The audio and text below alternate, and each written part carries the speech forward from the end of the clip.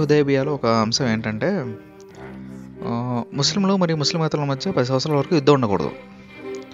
దానివల్ల ముస్లింలకు కొంత సమయం వచ్చింది మరియు విశ్రాంతి తీసుకొని ఇస్లాం వైపుకు ఆహ్వానించడం ప్రారంభించారు. ఇస్లాం స్వీకరించిన తర్వాత సహాబాల జీవితం మిగిలిన అరబ్బుల జీవితం కంటే పూర్తిగా భిన్నంగా ఉంది.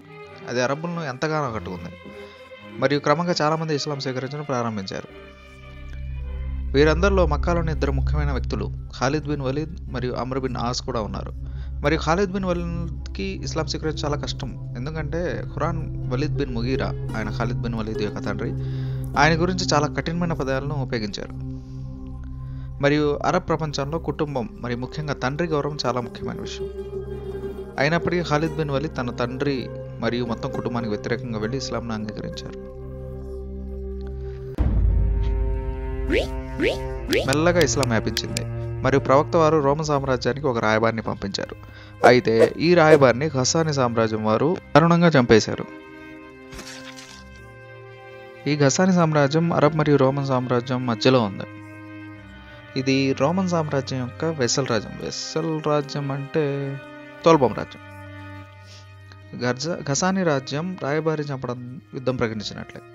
ఆ యుగంలోనే కాదు, నేటికి యుఎన్ చార్టర్స్లో రాయబారిని చంపడం యుద్ధంగా పరిగణించబడుతుంది. అది అతిపెద్ద నేరాల్లో ఒకటి.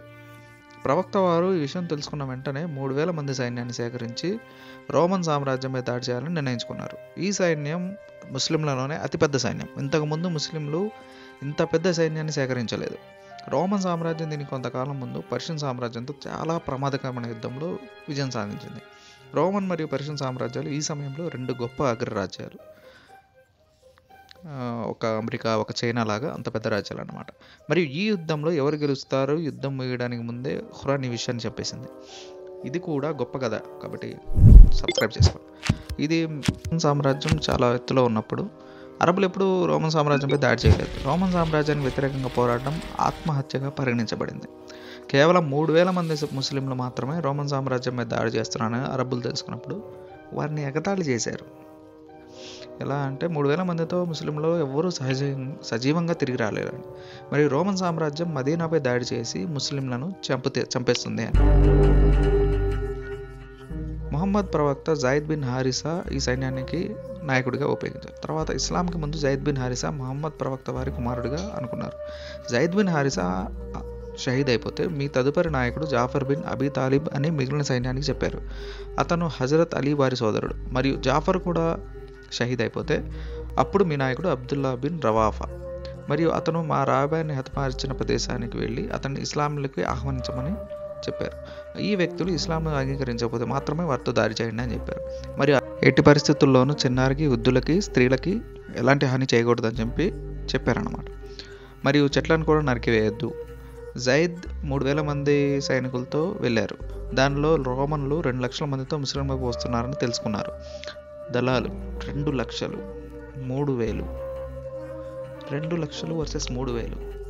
ఒకసారి ఈ యానిమేషన్ చూడండి. ఈ 2 సైన్యాల మధ్య తేడాను మీరు ఊహించుకోవచ్చు. ఇది సరిగ్గా 3000 మంది సైన్యం, ఇంకా ఇది 2 లక్షల మంది సైన్యం.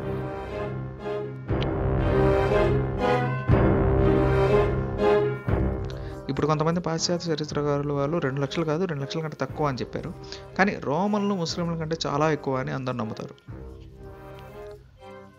ముస్లింల సమూహం మదీనా నుండి మరొక సైన్యం కోసం వేచి ఉండాలని సూచించారు. ముస్లింల 3వ జనరల్ అబ్దుల్లా బిన్ రవాహా అన్నారు, మనం యుద్ధంలో గెలుస్తాం లేదా షహీద్ అయిపోతాం, అంతేకాని యుద్ధం వదిలి వెళ్ళే ప్రసక్తే లేదు. అందుకే ముస్లింలకు ఒక గొప్ప పథకం వేశారు. మొదటి యుద్ధం జరగాల్సిన ప్రదేశాన్ని వదిలి ముత్తా యొక్క 2 పర్వతాల మధ్య నుంచున్నారు. దీనివల్ల ప్రయోజనం ఏంటంటే ఈ 2 పర్వతాలు లేకుంటే ముస్లింలు 2 లక్షల మంది రోమన్లపై దాడి చేసి ఉంటే రోమన్ల ముస్లింలు అన్ని వైపులా చుట్టుముట్టి చంపేసి ఉండొచ్చు. ఈ 2 పర్వతాల కారణంగా రోమన్ సైన్యం పెద్దగా సాగలేదు, అంటే స్ప్రెడ్ అవ్వలేదు. కాబట్టి యుద్ధంలో ఎక్కువ సంఖ్య ఉండడం వల్ల ప్రయోజనం లేదు. 2 సైన్యాలు దాడి చేశాయి మరియు యుద్ధం ప్రారంభమైంది. జైద్ బిన్ హారిసా వారు ముస్లింల యొక్క జెండాను ఎగురవేసి భీకరంగా పోరాడారు, కానీ అతను షహీద్ అయిపోయారు. ప్రవక్త వారి ఆజ్ఞ ప్రకారం ముస్లింల 2వ general Jafar bin Abi Talib జెండా ఎగురవేసి పోరాటాన్ని ప్రారంభించారు, కానీ అతను జెండా పట్టుకున్న చెయ్యి తెగిపోయింది. మరో చేత్తో జెండా ఎగరవేసిన ఆ చేయి కూడా తెగిపోయింది.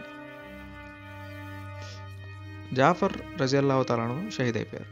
యుద్ధం తర్వాత అతని శరీరంపై 50 కత్తిఘాట్లు వచ్చాయి. మరి వాటిలో ఏవి అతని వెనుక వైపు మీద లేవు, అన్నీ ముందు వైపే ఉన్నాయి. కాబట్టి ఇప్పుడు ఆ ఆదేశం ప్రకారం అబ్దుల్లా బిన్ రవాఫా వారు జెండా పట్టుకుని భీకర యుద్ధం తర్వాత రవాఫా వారు కూడా షహీద్ అయిపోయారు. అప్పుడు ఒక ముస్లిం తన జెండాను ఎగరవేసి త్వరగా నాయకుడిని ఎన్నుకోమని అందరికీ చెప్పారు. లేకుంటే మన సైన్యం మొత్తం కూలిపోతుంది. ఈ యుద్ధం మదీనాకు 1000 కిలోమీటర్ల దూరంలో ఉన్న ముతాలో జరుగుతుంది. అయితే మదీనాలో ఈ యుద్ధం గురించి ప్రవక్త వారు ముందే ముస్లింలకు చెప్పారు. మొదట జైద్ జెండాను ఎగరవేశారు మరియు అతను షహీద్ అయిపోయారు. అనంతరం జాఫర్ జెండా ఎగరవేసి అతను కూడా షహీద్ అయిపోయారు. తర్వాత అబ్దుల్లా బిన్ రవాహా జెండా ఎగరవేసి షహీద్ అయిపోయారు. ఆ తర్వాత ముస్లింలు అల్లా ఖడ్గంలో ఒకదాని అయిన సైఫుల్లా తమ నాయకుడిగా చేసుకున్నారు. ఖాలిద్ బిన్ వలీద్ ఈ సైన్యంలో సాధారణ సైనికుల్లా పోరాడుతున్నారు. అతని యుద్ధంలో 9 కత్తులను విచ్చేశారు. ముస్లిం తరపు నుండి ఇది అతని మొదటి యుద్ధం. కాబట్టి అందరూ ఏకగ్రీవంగా మరియు ఎటువంటి సందేహం లేకుండా ఖాలిద్ బిన్ వలీద్ను తమ నాయకుడిగా మరియు జనరల్గా చేసుకున్నారు. ఈ యుద్ధంలో రోమన్లను ఓడించడం అసాధ్యమని ఖాలిద్ బిన్ వలీద్ వారికి తెలుసు. వారు యుద్ధాన్ని విడిచిపెట్టినట్లయితే ముస్లింలు బలహీనంగా భావించి రోమన్లు మదీనాపై దాడి చేయవచ్చు. కాబట్టి ఇప్పుడు ముస్లింలు అలాంటి ఆట ఆడాల్సి వచ్చిందంటే రోమన్లు తమను బలహీనంగా భావించి వారిపై దాడి చేయకూడదు. కాబట్టి ఆ రాత్రి ఖాలిద్ బిన్ వలీద్ తన సైన్యాన్ని మార్చేశారనమాట, రీషఫిల్. అతను కుడి సైన్యాన్ని ఎడం వైపు మరియు ఎడం సైన్యాన్ని ముందుకు తరలించారు. యుద్ధం ప్రారంభమైన మరుసటి రోజు పర్వతాల నుండి పొగలు రావడం ప్రారంభించాయి మరియు కొన్ని డ్రమ్స్ ధ్వనించడం ప్రారంభించాయి. ముస్లింలు సహాయం చేయడానికి మదీనా నుండి భారీ సైన్యం వచ్చిందని రోమన్లు భావించారు. క్రమంగా ముస్లిం సైన్యం చాలా వ్యవస్థీకరణ మరియు ప్రణాళికాబద్ధంగా యుద్ధం నుండి వెనుదిరిగింది. రోమన్లు తమను అనుసరించి వారిని ట్రాప్ చేయాలని ముస్లింలు కోరుకున్నట్టు అనిపించింది. ముస్లింలు తమతో పెద్ద ఆట ఆడుతున్నారని రోమన్లు భావించారు. వారు వారిని అనుసరించి బహిరంగ ఎడారిలో తమ పెద్ద సైన్యంతో వారిని చంపాలనుకున్నారు. కాబట్టి రోమన్లు ముస్లింలను అనుసరించలేదు. ముస్లింల సైన్యం నెమ్మదిగా వెనక్కి తగ్గి మదీనా చేరుకుంది. ముస్లిం సైన్యం రోమన్లకు వ్యతిరేకంగా చాలా తక్కువ నష్టాన్ని చవిచూసింది.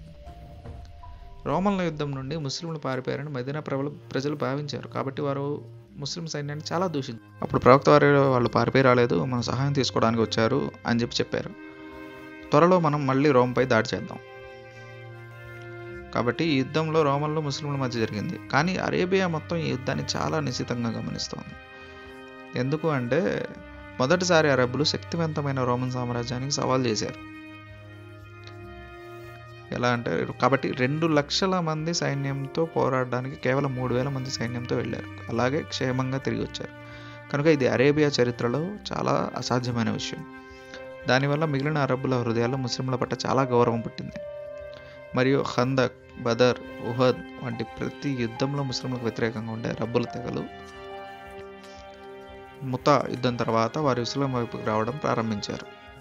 మరియు మదీనా యొక్క ఈ చిన్న రాష్ట్రం క్రమంగా ప్రతి చోట వ్యాపించడం ప్రారంభించింది.